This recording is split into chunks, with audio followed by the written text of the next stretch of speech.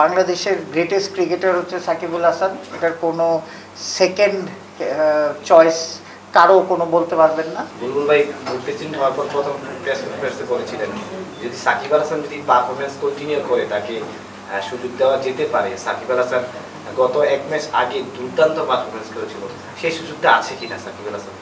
এটা ক্রিকেট অপারেশনকে আপনাদের বলতে হবে। তো ডেফিনেটলি যেটা আমাদের সবাই আমরা জানি যে অ্যাজ আ ক্রিকেটার বাংলাদেশের গ্রেটেস্ট ক্রিকেটার হচ্ছে সাকিবুল হাসান, এটার কোনো সেকেন্ড চয়েস কারো কোনো বলতে পারবেন না।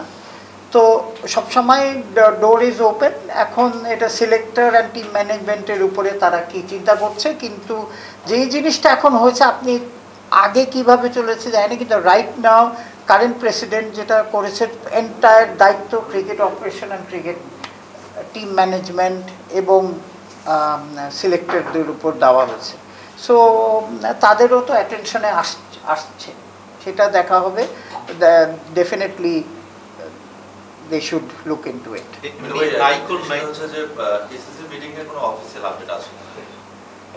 এসিসির মিটিং হবে না, এখন পর্যন্ত আগের সিচুয়েশনেই আছে। হ্যাঁ, যে এইটাই আগের সিচুয়েশনে বলবৎ আছে। সরফরাজ সৈকত এই মুহূর্তে লর্ডস টেস্টে আম্পায়ারিং করছেন, এটা কতটা গর্বের আমাদের জন্য? মানে এটা তো বলে যেরকম আমাদের আইকন প্লেয়ার যদি আপনি সাকিবুল হাসান বলেন, তো আম্পায়ারিংয়ের ক্ষেত্রে সৈকত হচ্ছে আমাদের আইকন প্লেয়ার। এটা আমি তো পার্সোনালি মনে করি যে এইটা ইয়াঙ্গার জেনারেশনকে ইন্সপিরেশন, যে চেষ্টা করলে ট্যালেন্ট থাকলে আপনি অত দূর যেতে পারবেন। আজকে লর্ডস মাঠে আপনি ওকে আম্পায়ারিং করতে দেখা আসলে আমাদের বাঙালিদের জন্য বিরাট গর্বের ব্যাপার। মিঠু ভাই, আপনারা সাইমন টাফেলের ব্যাপারে একটা ডিসিশন মেক করেছেন এবং সেটা হয়তো অফিসিয়ালি আমরা আলোর মুখ দেখবো, বাট ক্রিকেট বোর্ডে বিভিন্ন সময় যারা ধান্দাবাজি করে বেড়াতো এদের একটা গ্রুপ বলে বেড়াচ্ছে যে এখানে নাকি কমিশন বাণিজ্য হবে, এই টাইপের কথাবার্তা বলার চেষ্টা করছে। এটা আসলে আপনি কিভাবে মনে করেন যে এই বক্তব্যটা আসলে কতটুকু ক্রিকেট বোর্ড একটা ভালো ইনিশিয়েটিভের জন্য খারাপ? শোনেন, আমাদের তো আপনারা সবাই জানেন যে গত 15 বছর ধরে আমাদের আম্পায়ারিং নিয়ে আপনাদের কাছ থেকে আমরা পিক করেছি। অ্যাটলিস্ট আমি জানতাম যে কি অবস্থা ছিল, সেখান থেকে অনেক চেষ্টা করে আমরা একটা লেভেলে এসেছি। কিন্তু এর নেক্সট লেভেলে যেতে হলে আমাদের সাইমন টাফেলের মতো এরকম এক্সপিরিয়েন্স লোকের দরকার আছে। অ্যাকচুয়ালি সাইমন টাফেল আপনি বলেন শুধু সাইমন, আমরা নানান জায়গায় যোগাযোগ করেছিলাম, ইভেন আইসিসিতেও যোগাযোগ করেছিলাম, কিন্তু আমরা যেভাবে চাচ্ছিলাম সেইভাবে আইসিসি হেল্প করতে পারছেন না। আমাদের এখন পাথওয়ে তৈরি করা হবে আম্পায়ারদের, একদম জিরো থেকে কেমন করে উপরে যাবে, তারপরে এডুকেশন মেটেরিয়াল বানানো হবে, ট্রেনিং হবে, অন ফিল্ড অ্যাসেসমেন্ট করা হবে। তো আপনি একমাত্র সাইমন টাফেল না, তারা একটা গ্রুপ আসবে, তারা গ্রুপ এসে এটা করবে। আর আপনি যদি ইমেজের কথা বলেন, আপনি সাইমন টাফেলের মতো সারা দুনিয়াতে জানবে যে সাইমন টাফেলের মতো একটা ব্র্যান্ড বা সাইমনের এক্সপিরিয়েন্স লোক বাংলাদেশ আম্পায়ারদের আপনার তারা ট্রেনিং দিচ্ছে। তো সুতরাং বাংলাদেশের আম্পায়ারদের ডোর কিন্তু ওপেন হয়ে যাচ্ছে ফর আলাদা বিয়েতে। আর এইখানে তো ভেরি ক্ল্যারিটি, এখানে কোনো ইয়ে নেই directly Simon Taufel, there is no যে যারা অন্য কথা বলছে, এখানে ডাইরেক্টলি সাইমন টাফেলের সাথে নেগোসিয়েশন অ্যান্ড এগ্রিমেন্ট হবে।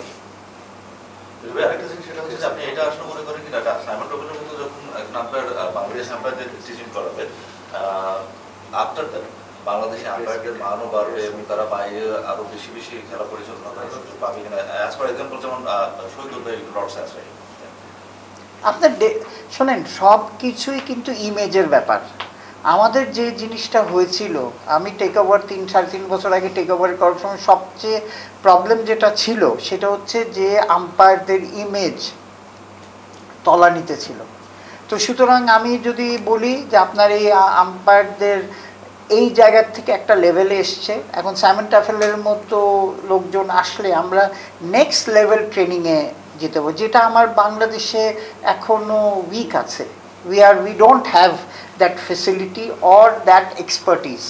তো সুতরাং যেরকম ঠিক আছে সৈকত 10 বছর ওই লেভেলে আম্পায়ারিং করলে কিন্তু সেও কিন্তু একটা এরকম সাইমন টাফেলের মতো ট্রেনার হয়ে যাবে। সাইমন টাফেলের এক্সপার্টিস হচ্ছে আমাদের বোর্ড না, আপনি খোঁজ নিয়ে দেখেন, হ্যাঁ ইন্টারনেটে খোঁজ নিয়ে দেখেন যে উনি কিন্তু নানান ইভেন আইসিসিরও কনসালটেন্ট, আইপিএলেরও কনসালটেন্ট, সব জায়গায়। কেন? নিশ্চয়ই তার একটা ব্র্যান্ড ভ্যালু আছে। তো সুতরাং আমরা ওইটাকেই চাচ্ছি, আর আমরা চাচ্ছি বেসিক্যালি যাতে আম্পায়াররা প্রফেশনালি এই জিনিসটা নেওয়া হয়। সেই হিসাবে কিন্তু দেখেন আমরা গত 2-3 বছর ধরে যে চেষ্টা করা হচ্ছে, আপনাদের তার রেমুনারেশনেও কিন্তু আপনি বিপিএলে এক সময় 12,000 টাকা পেত 3 বছর আগে, আজকে কিন্তু তারা 50,000 টাকা পাচ্ছে। তো এইটা কিন্তু একটা প্রফেশন হিসাবে নিলেই আমরা ভালো লোক পাবো, ইন্টেলিজেন্ট লোক পাবো, স্মার্ট লোক পাবো টু আর আমাদের যে ফর্মার প্লেয়ার্সরা তাদের জন্যও একটা সেকেন্ড লাইন অফ কেরিয়ার হবে। তো সুতরাং সাইমন টাফেল আমরা মনে করি যে আমরা যে ওকে দিয়ে ওর মেন কাজ হচ্ছে অ্যাসেসমেন্ট প্লাস আরও 20 জন ট্রেনার ব্যবস্থা করা। ওই ট্রেনাররাই কিন্তু সারা বাংলাদেশে ট্রেনিং দিবে। তো এটা ছড়িয়ে ক্রিকেট ছড়াতে হলে তো আপনার কিউরেটর থেকে শুরু করে কোচেস থেকে শুরু করে আম্পায়ার থেকে শুরু সব কিছু, ইভেন আপনাদের সাংবাদিকদেরও ছড়িয়ে দিতে হবে সারা বাংলাদেশে। ভাই যে টিমের যে বিষয়গুলো হয় মানে খারাপ করা ভালো করা, মানে আগে তো বোর্ডে আপনারা জানতেন, মানে কোনো একটা মিটিং হতো বা টিম কেন খারাপ করছে আপনারা জানতেন। মানে এখন লাস্ট কয়টা মাস হয়েছে কি দলে কে আসছে কে যাচ্ছে, অনেক কন্ট্রোভার্সি থেকে অনেক কথা থাকে, সোহান নেই কেন, সৌম্য নেই কেন, বা টিমে হঠাৎ করে নাইম কেন, তারপর হচ্ছে কেন আপনার মুস্তাফিজ খেলে না, কেন একটা প্যাটার্ন নিয়ে খেলি। এই প্রশ্নগুলো আপনাকে করতে হলে বা নিজে করেছিলাম, পুরো ম্যানেজমেন্ট জানে। তো ভাই যখন আমরা নির্বাচকের কাছ থেকে প্রপার উত্তরটা না পাবো, যখন আমরা সিমন্সের কাছ থেকে প্রপার উত্তরটা না পাবো, তখন তো মনে হবে যে এটা আপনাদের কাছ থেকে উত্তরটা থাকবে বা আপনারা জানবেন। বিষয়টা ভাইয়া যদি অনেক বড় ভুল হয়ে যায়, যদি তারা না জানে, তারা ভুল করে ফেলে, সেটা কোথায় জানবো? মানে বিষয়টা ভাই কিভাবে হচ্ছে বা আসলে এইগুলো ব্যাখ্যাটা আমরা কিভাবে পাবো? আর আপনার কি মনে হয় যে মানে আপনারও কি মনে হয় যে 2-1 জায়গায় একটু চেঞ্জ দরকার? ইভেন আরো একটা ইন্টারেস্টিং পয়েন্ট ভাই, তাহিদ হৃদয় যে সেদিন খেলে নাই, এটা আমরা কেন খেলে নাই এই ব্যাখ্যাটা আমরা হচ্ছে যতক্ষণ না পর্যন্ত জাকের যে খেলে নাই যতক্ষণ না পর্যন্ত বাংলাদেশ হারার পরে প্রেস মিট শুরু হয়েছে, এটা তো মিডিয়ায় আসা উচিত। মিডিয়ার একটা ক্লারিফিকেশন থাকবে না যে কি কারণে একজন প্লেয়ার নাই বা ইনজোর্ড বা ওর সিচুয়েশনটা কি, এটা কিন্তু অটোমেটিকলি আসা উচিত যে আমাদের গ্রুপে এটা আসবে, আমরা সেই ব্যাপারটাকে শেয়ার করব। হ্যাঁ, তো আমি জিনিসটা হচ্ছে যে দেখেন আমাদের ক্রিকেট বোর্ডও বলেন একটা গত 1 বছর ধরে একটা ট্রানজিশনের মধ্যে গেছে। আগে ভালো হয়েছে না খারাপ হয়েছে সেটা নিয়ে কথা বলতে চাই, ইভেন কারেন্ট বোর্ড প্রেসিডেন্টও কিন্তু বলছে না। আমরা কিন্তু open for taking advice. So আপনারা যেটা বলছেন আমি ডেফিনেটলি নেক্সট বোর্ড মিটিংয়ে আমি তুলব, হ্যাঁ এটা তুলে এটার ডেফিনেটলি লজিক্যালি যতটা সম্ভব we will do. Cric ops related প্রশ্নগুলো মিঠু ভাই বেশি থাকে, সিলেকশন বলেন, প্লেয়ারদের ইস্যু বলেন। সো অন্তত ধরেন 8-10 দিন পর পর যদি আমরা ক্রিক অপস রিলেটেড যে পোস্টগুলোতে যারা রয়েছেন তাদেরকে যদি এই জায়গাটায় পাই, এটা কিন্তু আপনার জন্য অনেক ক্ষেত্রে এমবারেসিং হয়ে যায় যে এই উত্তরগুলো দেয়া। ঠিক আছে, আবার I will definitely speak with the president and the board আপনাদের সাজেশন, কারণ আমরা তো দেখছেনই যে আমরা কিন্তু এই প্রেসিডেন্ট আসার পরে আমরা যেটা করার চেষ্টা করতেছি ক্ল্যারিটি রাখার জন্যে। হ্যাঁ, ভুল হতে পারে, ভুল আমরা এখন পলিসি হচ্ছে যে ভুল অ্যাকনলেজ করে ফরওয়ার্ড করা। তো আপনি দেখেন যে সেদিন মাহবুব ভাইও কিন্তু বিপিএল নিয়ে যে আমরা নানান ভুল হয়ে এই পর্যায়ে এসছে, হ্যাঁ। সো এখন সম্মিলিত চেষ্টায় আমরা যেটা চেষ্টা করব যে এই যত ভুল থাকবেই, কিন্তু যত কমানো যায় করে নতুন করে বিপিএল বলেন, এই যে ক্রিকেট অপসের কথা বললেন, আমি অ্যাকচুয়ালি এই সাজেশন আপনাদের থেকে নিয়ে আমি এটা বোর্ডে তুলে দেবো। মিরপুরের উইকেট থাকবে না, অনেক আপডেটই বলা হয়, এখন পর্যন্ত কোনো আপডেট নাই, কোনো চেঞ্জ নেই। পাকিস্তান সিরিজ শুরু হবে, আমরা অনেকদিন ধরে দেখছি আসলে কাজ করা হচ্ছে, অন্তত ভালো মানের উইকেট দেখা যাবে কিনা এখন দেখা হচ্ছে। হ্যাঁ, সেটা তো ডেফিনেটলি এখনও তো একটু ওয়েট ওয়েদার অনেক কিছুই আছে, এটা গ্রাউন্ডসের মাহবুব ভাইকে সেদিন জিজ্ঞেস করলে ভালো হতো, উনি আরও ভালো বলতে পারতেন। কিন্তু আপনারা শুনেছেন যে আমরা কিন্তু কিউরেটর ট্রেনার আনা হচ্ছে। আমরা ফার্স্ট টাইম সয়েল সায়েন্সের লোকজন নিয়ে, আমরাও কিন্তু এটা একটা সায়েন্স। সো এটা কিন্তু আগের মতো না যে গ্রাউন্ডসম্যানরা উইকেট তৈরি করছে। সো আমরা যেটা গ্রাউন্ডস কমিটিও কিন্তু ম্যাসিভ একটা তারা প্ল্যান করেছে, এই টনি হেমিংস বা ওই রকম লেভেলের একটা ওই ওয়ার্ল্ড ক্লাস লেভেলের কিউরেটর এনে উইকেট বানানোর থেকে আমরা আমাদের যাতে 20 জন ওর আন্ডারে ট্রেনিং হয়, এইটা হচ্ছে প্ল্যান হচ্ছে। তো সুতরাং এটা তো শর্ট টাইমে বলতে পারছি না, কিন্তু সামনে ডেফিনেটলি দেখবেন ইমপ্রুভমেন্ট। পাকিস্তান সিরিজে সেটা দেখা যাবে সম্ভাবনা আছে। হ্যাঁ, পাকিস্তানে যতটা হবে কি, এখন তো যেই কন্ডিশনে উইকেট আছে এই কন্ডিশনে যতটা ইমপ্রুভ করা যায় করা হবে ইনশাল্লাহ। টিভি রাইটসটা আপনারা প্রেস রিলিজের মধ্যে জানতে পারবেন। জিনিসটা হচ্ছে যে আমাদের ইনিশিয়ালি ফ্লোর প্রাইস আমরা পাইনি, তখন এটা নানান অর্গানাইজেশনে যোগাযোগ করে একদম অলমোস্ট ফ্লোর প্রাইসের সমানই পাওয়া গেছে।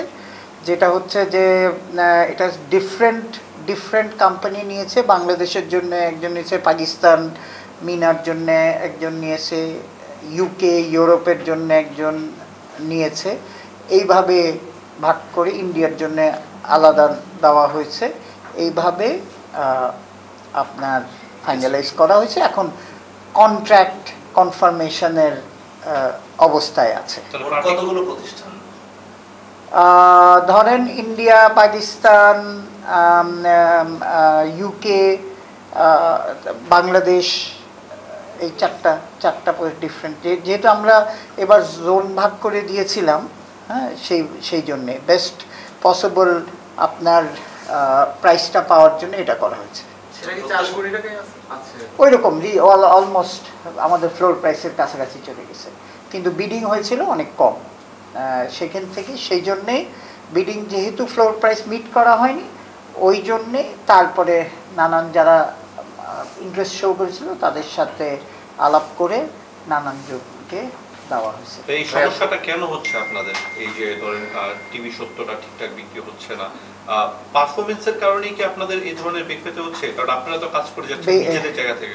না, বেসিক্যালি আমার মনে হয় প্রথম ডেফিনেটলি এটা তো definitely one of the reason হতে পারে। হ্যাঁ, যে এটা তো বলা যায় না কেন ইন্টারেস্ট কম, কিন্তু কথাটা হচ্ছে যে এমনি দেশের রাইট নাও একটা ট্রানজিশন পিরিয়ডে যাচ্ছে। তাহলে আমি ইন্টারাপ্ট করি, ফুটবলে যদি দেখেন এই ট্রানজিশন পিরিয়ডের মধ্যে কিন্তু তারা বেশ ভালো করেছে। হ্যাঁ, সেটা ঠিক আছে, ফুটবলে ভালো করেছে। ওই যে আপনার কয়দিন আগে অনেকে বলেছে আইকন আছে, সব কিছু। এটা হচ্ছে একটা টোটাল সিনারিওতে আপনি বলতে পারেন যে এই অবস্থা আছে। প্লাস আরেকটা জিনিস হচ্ছে যে আমাদের সব সময় তো আমরা লং টার্ম নিই। জিম্বা আমাদের অ্যাকচুয়ালি এটা দোষ স্বীকার করে নিতেই হবে যে আমরা অ্যাকচুয়ালি টু লেট করে ফেলেছি এই পাকিস্তানের ইয়েতে। জিম্বাবুয়ের সময় সিমিলার অবস্থা ছিল। তো এখন আমার মনে হয় যে আমরা যে প্রসেসে এখন যাচ্ছি, যে অলরেডি টেন্ডার হয়ে গেছে, যে নেক্সট মানে অগাস্টে ধরেন অগাস্ট সেপ্টেম্বরে আমরা করবো কি নেক্সটটা ফর লং টার্ম দিয়ে দেওয়া হবে। তখন আর এটা এই বারবার যে আমরা যে সমস্যায় আছি এই সমস্যা হবে না আর।